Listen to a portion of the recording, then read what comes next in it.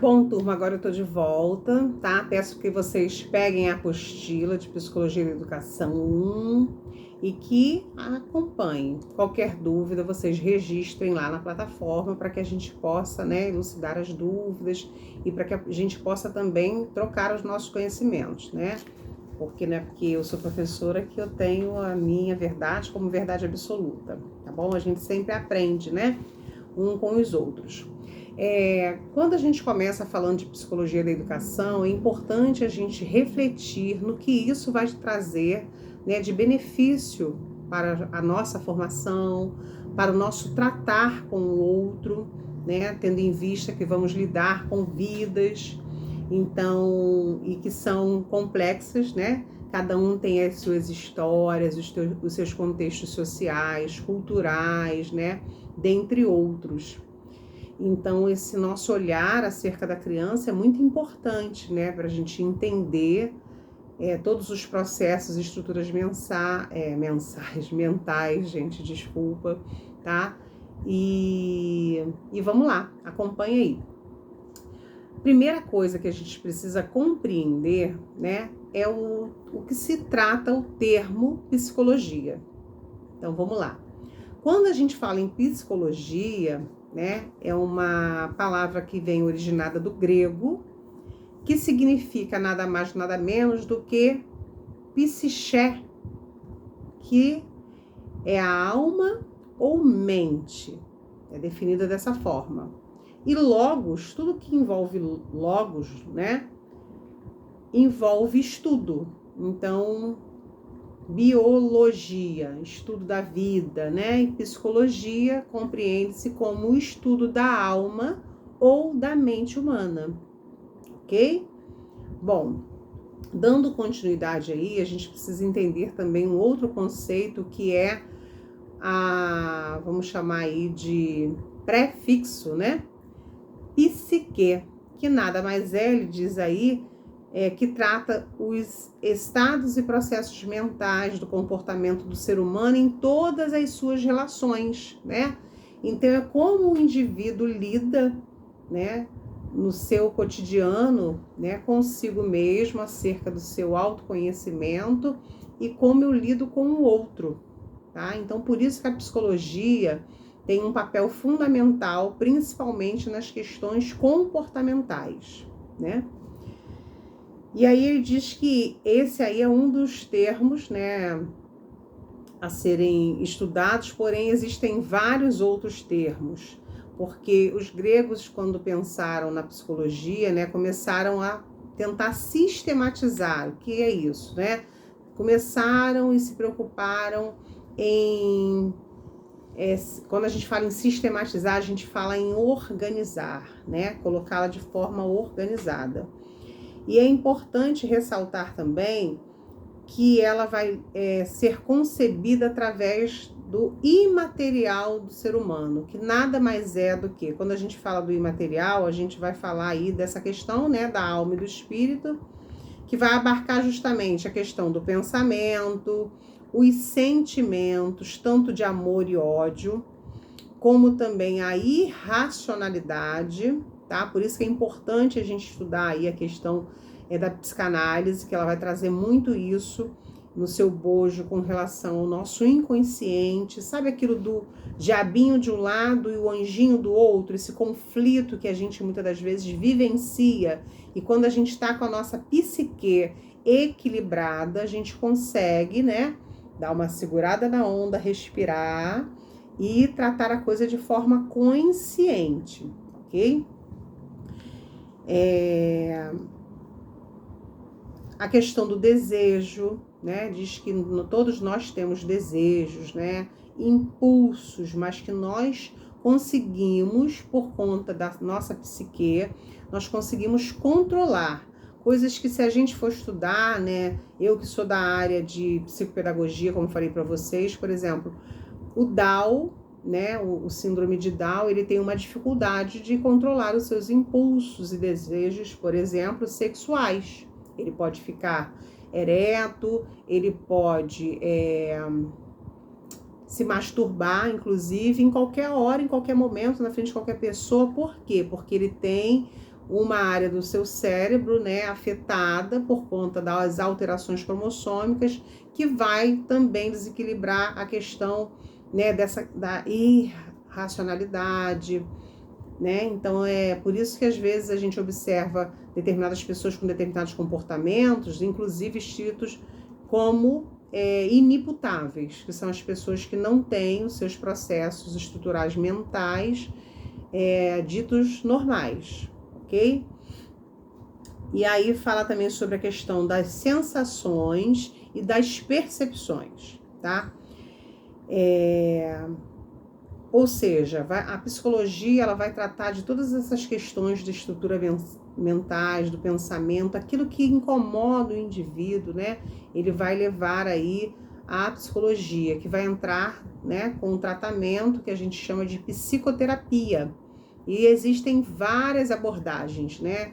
TCC, Gestalt, humanista, dentre outros. Tá bom? Cada um vai ter aí uma abordagem. A gente vai falar aí sobre o Freud, né, que é a psicanálise, lembrando que o psicanalista ele não precisa ser psicólogo, ok? Ele pode ter qualquer formação de nível superior e se tornar um psicanalista, tá bom, gente? Pode fazer um curso aí de psicanálise. Ele não é um psicólogo, uma formação em psicologia, tá bom? E aí ele vai ter a psicologia como ciência, tá? No próximo vídeo a gente vai estar falando sobre isso, porque existe aí uma distinção entre o senso comum, que a gente também vai falar bastante, e o que é ciência, né? A gente precisa entender que ciência é tudo aquilo que se é comprovado, experimentado, observado e comprovado. E vai dizer da importância aí dessa ciência em 3 dimensões do indivíduo, que nada mais é do que a área cognitiva, por isso que a gente vai falar aí de Piaget, né, que é como o outro aprende, como ele pensa, isso é muito importante, né? A questão afetiva, é como eu lido, né, com os meus fracassos, as minhas perspectivas, as minhas frustrações e também com as minhas conquistas, com as minhas relações interpessoais, né, e intrapessoal também, e obviamente com a questão comportamental, né, como eu lido em determinadas situações, sejam elas em grupo, sejam elas de forma individual, tá? Então, essas 3 dimensões são muito importantes. E aí ele fala de uma coisa que a gente não pode deixar de falar também, lá no finalzinho da apostila, na página 1. A matéria-prima da psicologia é a vida humana e todas as suas manifestações, tá? Em tudo aquilo que envolve o ser humano está ligado aí à questão da psicologia, que tem como objeto de estudo nada mais, nada menos do que os fenômenos psicológicos, ok? Virando a página aí, a gente indo lá para a página 2, ele faz aí uma alusão à questão da alma e da mente com a borboleta, né? E por que a borboleta? Todos nós sabemos que a borboleta ela passa por um processo, né? Ela até então é uma lagarta, que por sinal não é nada bonito, mas que durante um tempo ela vive ali enclausurada, né? Porque ela precisa passar por um processo que para ela é um processo muito doloroso. Inclusive em uma das trocas que eu tive em sala de aula com as alunas, né? Por isso que é importante essa nossa troca, foi relatado que ela estava passando por um processo e alguém tentou, para poder facilitar, porque diz que é realmente uma luta da borboleta para sair daquela casquinha, né? E alguém viu e aí foi romper para poder facilitar esse processo. E aí o que aconteceu? Essa borboleta, ela nasceu com um defeito. Por quê? Porque é importante que se passe pelo processo. Então, isso é uma alusão, uma metáfora, né, que ele faz, uma linguagem figurada, vamos assim dizer, mas que faz todo sentido. Ele diz que todos nós, né, humanos, precisamos passar por uma transformação. E seja por infortúnios, né, que ele cita aqui, por sofrimentos que todos nós passamos, né? Mas à medida que a gente consegue lidar com tudo isso, é que vai haver aí uma transformação, porque ele vai dizer que esse processo ele é importante e libertador, né? Até porque se a gente pensar na borboleta, né, depois ela fica linda, ela voa. Uma outra aluna assim relatou que durante um tempo, observando esse processo, diz que a borboleta ela fica parada durante um tempo para que as asinhas dela possam secar. Então, olha que coisa linda, né? Então, assim, todos nós precisamos passar por um processo, né? Um processo de transformação interno, né? Que vai transformar todo o externo, justamente para que a gente chegue à verdadeira felicidade, ele diz aqui, sem que percamos a nossa essência. Nós não podemos perder a nossa essência. E é importante que ele diz aqui que os gregos da antiguidade, esse termo, né, a psique, está relacionado com uma ideia de que a alma humana é purificada justamente por questões dos sofrimentos que passamos e pelos infortúnios, o que prepara para gozar a pura e verdadeira felicidade. E aí ele fala sobre a questão de Eros, que é comparado como o espírito, e a psique como a alma.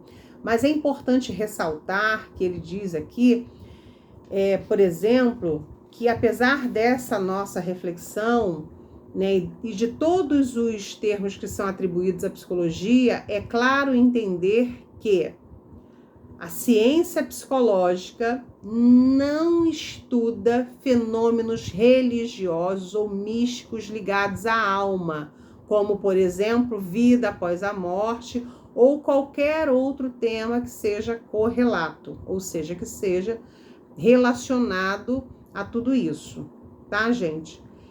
Vou estar deixando esse vídeo lá na plataforma, peço que vocês assistam, que vocês coloquem lá as dúvidas, que vocês dividam também as experiências de vocês, né, comigo, que vai ser de grande valia, tá? Então, até o próximo vídeo. Beijinho!